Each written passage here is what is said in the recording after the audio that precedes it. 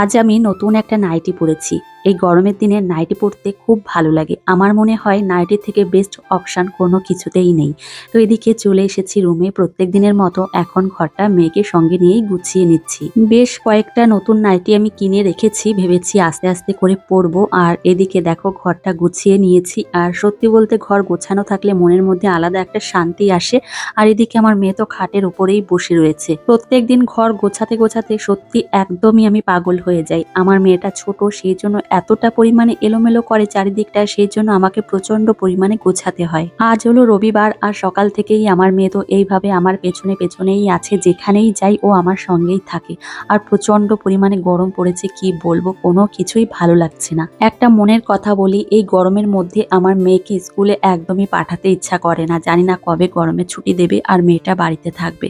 যাই হোক, এদিকে ঘরের কাজ মিটিয়ে নিয়ে এখন চলে এসেছি এই বেডশিটটা গুছিয়ে নিতে। গতকালকে বেডশিটটা আমি তুলে নিয়েছিলাম, কিন্তু ধোয়া হয়েছিল না। আজ সকালের দিকে ধুয়ে দিয়েছি, আর দুপুর হতে না হতেই শুকিয়ে গিয়েছে।